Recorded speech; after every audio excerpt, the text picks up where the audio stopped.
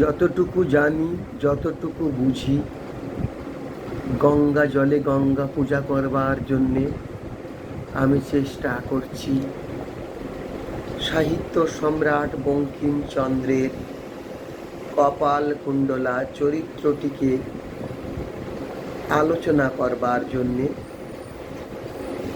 আমরা সকলেই জানি রোম্যান্স ধর্মী রচনায় বঙ্কিমচন্দ্র সমগ্র এশিয়া মহাদেশের প্রথম রূপকার সাহিত্যিক। বাংলা সাহিত্যে যখন কোনো উপন্যাস ছিল না, তখন তিনি প্রথম উপন্যাস লিখেছিলেন, প্রথম আধুনিক উপন্যাস লিখেছিলেন দুর্গেশ নন্দিনী। বঙ্কিমচন্দ্রের দ্বিতীয় উপন্যাস কপালকুণ্ডলা। শিরোনামাঙ্কিত চরিত্র কপালকুণ্ডলা অপূর্ব সুন্দর, ত্যাগ তিতিক্ষা, পরোপকারিতা, মায়া মমতায় গড়া অপূর্ব সুন্দরী, নির্লোভ পার্থিব সম্পদের প্রতি তার অনিচ্ছা, সন্ন্যাসিনী, বনে বনে ভ্রমণকারিণী, কাপালিক পালিতা, অপূর্ব ললনা কপালকুণ্ডলা।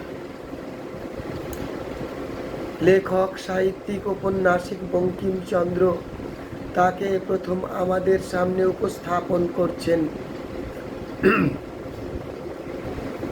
সাগর তীরবর্তী অরণ্যে, যে অরণ্যে নবকুমার স্বজনদের দ্বারা পরিত্যক্ত হয়েছে।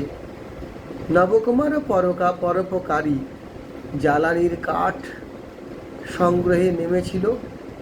তার বিলম্ব হওয়ার জন্যে তার গুণধর সতীর্থবৃন্দ তাকে ত্যাগ করে গেছে। গ্রামে গিয়ে রটিয়ে দিয়েছে তারা, নবকুমারকে বাঘে খাইয়াছে। আমাদের সেই ঘৌর কৃষ্ণ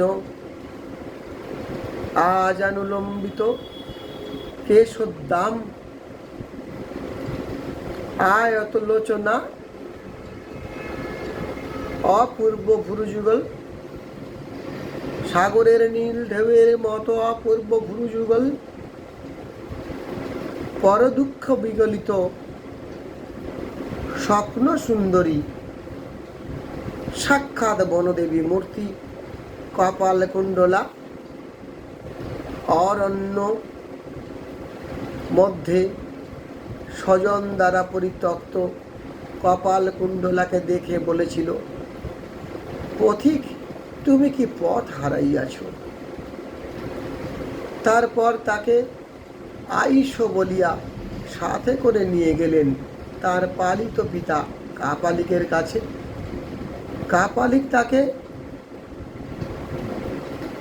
মা তারার আশীর্বাদ রূপে কল্পনা করে তাকে তার আরাধ্যা কালিকা দেবীর কাছে বলি প্রদানের জন্য তাকে বন্ধন করেন। কপালকুণ্ডলা তার হৃদয়ে যে পরোপকারিতা এবং কাপালিকের সাধনার নারকীয়তা ভালো লাগতো না। এ দুয়ের মেলবন্ধনে খড়গ লুকিয়ে রাখে এবং পরে কৌশলে বন্ধন মুক্ত করে তাকে নিয়ে চলে যায় অধিকারীর মন্দিরে। কিন্তু পরে অধিকারী কপালকুণ্ডলার জীবন সম্পর্কে ভীত হয়ে সে তাদের বিবাহ দান করেন। বিল্লপত্র পতন এবং পুষ্প পতন থেকে তার মনের মধ্যে খটকা লাগে। সে পৌঁছে যায় রাস্তায়, শ্বশুরালয়ের দিকে যখন পালকি করে যাত্রা করে, পথে তার পরিচিত হয় লুৎফ উন্নিসা ওরফে মতি বিবির সাথে। নবকুমার অবগত নন যে এই মতি বিবি তথা লুৎফুন্নিসা আসলে তার পূর্বতন স্ত্রী পদ্মাবতী।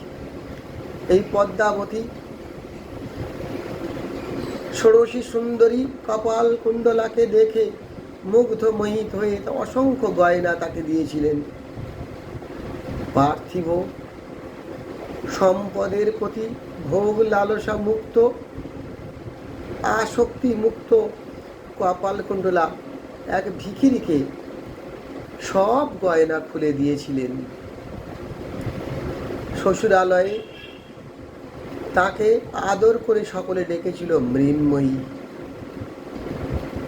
1 বছর সংসার করেছিল কপালকুণ্ডলা, কিন্তু সংসারে তার মন বসেনি, সংসার করতে পারেনি। ননদ যখন আদর করে বলেছিল, বাঁধিব চিকন কেশ, পরাবো নতুন বেশ, সোনার পুতলি ছেলে দেব তোর কোলে তুলে, দেখি মনে ভালো লাগে কি না লাগে। কিন্তু কপালকুণ্ডলার মনে ভালো কিছু লাগেনি। তারপর শুরু হয় দ্বৈরথ দ্বন্দ্ব, পদ্মাবতী বনাম মৃন্ময়ী জানত না পদ্মাবতীর স্বামী চায়। এক সময় সে শ্যামা সুন্দরীর স্বামী বশীকরণ করে সংসার ফিরিয়ে দেওয়ার অভিপ্রায়ে জঙ্গলে কাপালিক কর্তৃক শিখিয়ে দেওয়া ঔষধ আনয়নে যান। সেখানে তার পরিচিত হয় ব্রাহ্মণ পুত্র বেশী নারী পদ্মাবতীর সাথে। পদ্মাবতী তাকে অনেক যৌতুক পরামর্শ দেয়, গ্রাম দেবে, জমিনদারি দেবে, কত কিছু দেওয়ার পরামর্শ দিয়েছিল, লোক দেখিয়েছিল। মৃন্ময়ী তাহাতে রাজি হন নাই। এই ব্রাহ্মণ পুত্র বেশীকে কেন্দ্র করে নবকুমার এবং কপালকুণ্ডলার মধ্যে জন্ম হয় সন্দেহবোধ। নবকুমারের মধ্যে জন্মায় সন্দেহবোধ। জঙ্গলের মধ্যে দেখে তাকে অনুসরণ করে কাপালিক ফিরে আসে। কাপালিক নবকুমারকে প্ররোচিত করে নিয়ে যায় কপালকুণ্ডলাকে, নবকুমারের পরিবর্তে কপালকুণ্ডলাকে বলি প্রদান করতে। নবকুমার কাপালিকের কাছে মূঢ়তার পরিচয় দিয়ে কপালকুণ্ডলাকে বলি প্রদান করতে নিয়ে যায়।